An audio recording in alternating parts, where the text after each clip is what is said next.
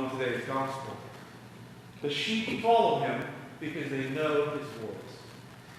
In the name of the Father, and the Son, and the Holy Ghost. Amen. Amen. Paul McCartney and the Beatles, Geddy Lee and Rush, Roger Waters and Pink Floyd, Sting and the Police. All of these are lead singer-songwriters with distinctive voices in their bands, rock bands. Without them, their bands simply couldn't exist.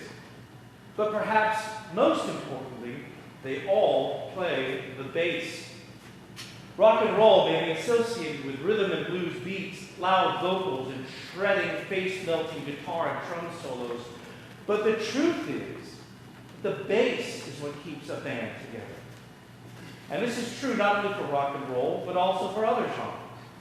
From chamber music to mariachi bands, from string quartets to bluegrass, the bass is what keeps the music moving forward.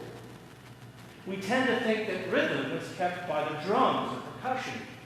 But the fact is that the steady strum and thrum of bass strings are a music group's heartbeat. Our own Bob Thompson, who in addition to his career as a doctor has played bluegrass for years, told me that musicians may play beside one another, but unless they have a bass, they don't sound like a band. Now, sometimes you have to work to hear the bass, but once you do, you can see where the song is going. Today, the fourth Sunday of Easter season is Good Shepherd Sunday. From as early as the late 16th century, liturgical churches have set aside one Sunday in Easter to recite Psalm 23, which we have done, and which most of our hymns today echo, and to hear the 10th chapter of John's Gospel, in which Jesus describes himself with a number of shepherding images.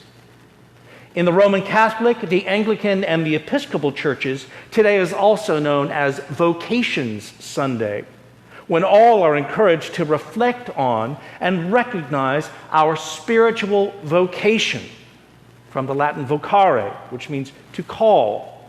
We all have a calling. Some are ordained, others are not. Today we ask God to tell us how He is calling us to serve Him and what we are supposed to do with our lives for Him, for the world, and for one another in His name. Like a shepherd who calls to the sheep in the flock, who know the sound of His voice, God calls out to us to rescue us, to deepen our relationship with Him, and to love one another. Like the sound of a bass in a band, when we listen to God's voice, we hear and we begin to discern where the song of our life is going and how we play a part in the music that God is making in and through us. In Scripture, we learn that God's voice is creative, liberating, and powerful. In Genesis, we hear how God brings everything into existence through His voice. God said, "Let there be light," and it was so. God said, "Let the earth put forth vegetation," and it was so. God said, let the earth bring forth living creatures of every kind," and it was so. And God said, "Let us make mankind in our image and likeness," and it was so. When God speaks, we come to life. Later, God forms His chosen people in the wilderness by giving them the 10 Commandments and saying to them, "Shema, O Israel, Adonai Eloheinu, Adonai Ahad." Hear, O Israel, the Lord our God, the Lord, He is one. In this Shema, which to this day is the center of every synagogue service, we learn that when we hear God, we become His people. And as we're about to acknowledge in the Nicene Creed, in the rest of the Old Testament, God speaks to His people through the prophets. Through their voices, He comforts the afflicted and afflicts the comfortable. So when God becomes incarnate among us in the person of Jesus, His words still carry power and purpose. Jesus speaks to evil spirits and they are cast out. Jesus speaks to the sick and they are healed.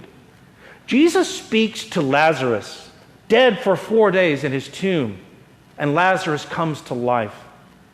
And Jesus speaks Mary Magdalene's name in the garden beside his empty tomb on Easter.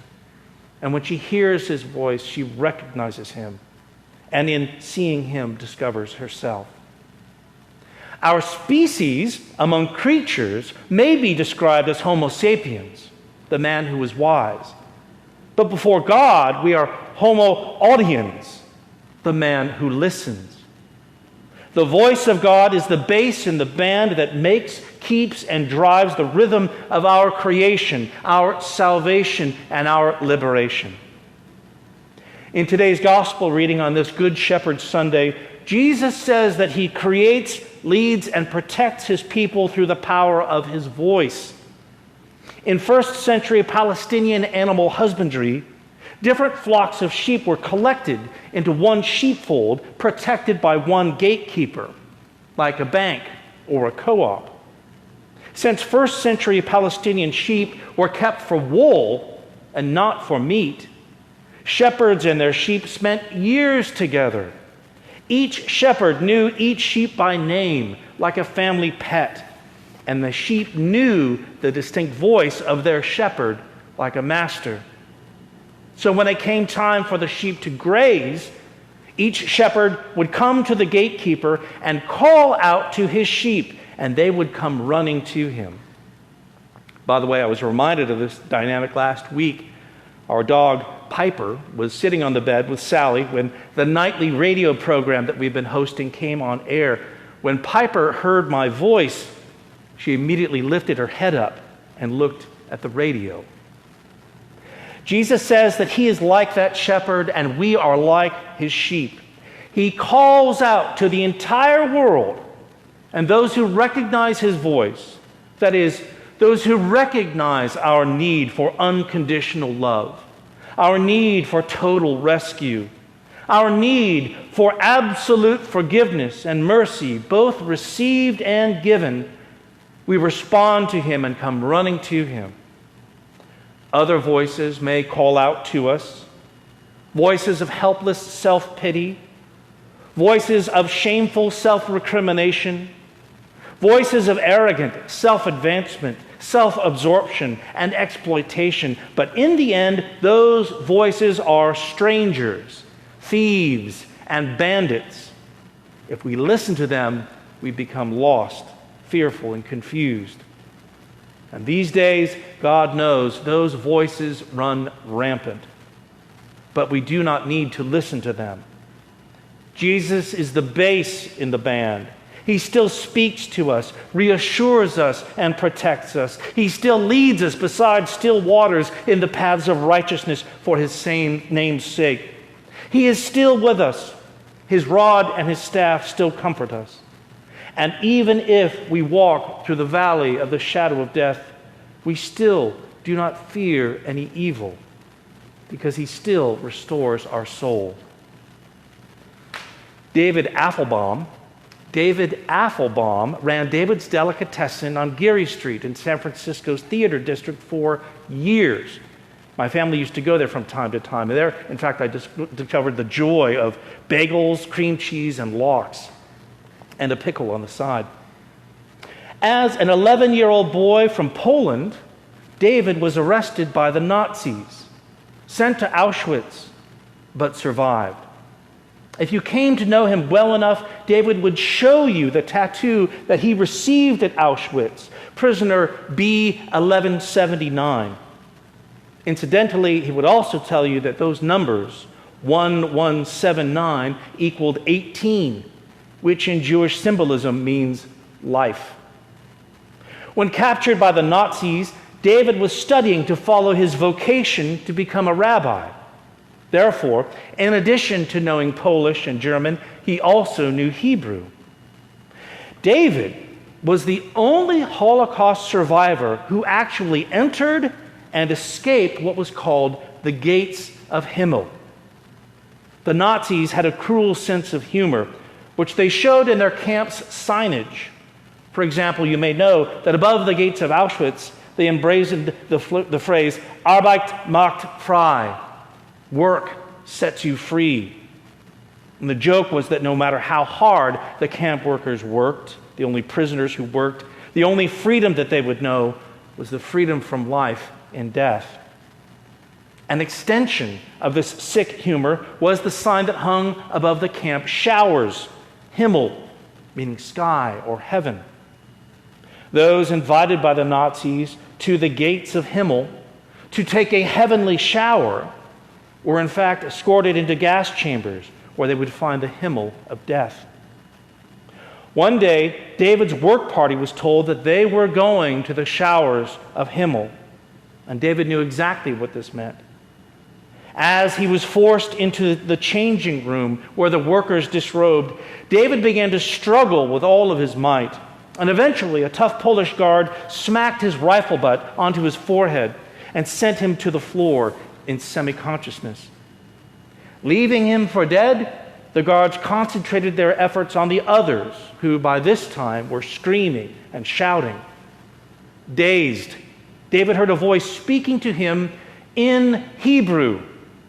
Here, come here, slowly, come towards me.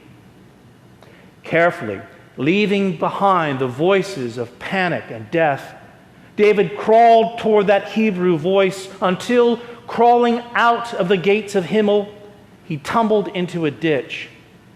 And there he found another Jewish prisoner work party. A member of their crew had died earlier in the day, so they could add one member to their party when they returned to their barracks without arousing the guards' suspicion. The men in that work party waited all afternoon in the ditch at just the right distance from the gates of Himmel to call out and to rescue whoever could hear. And because the guards spoke Polish and German, those Jewish prisoners could only call out in Hebrew. Because David had been trained in rabbinical school to understand Hebrew, David could hear the voice that saved him. We are hearing a lot of voices these days. Voices of false certainty, both positive and negative. Voices of fear. But there is always and only one voice that we need to listen for. Only one voice that we need to hear.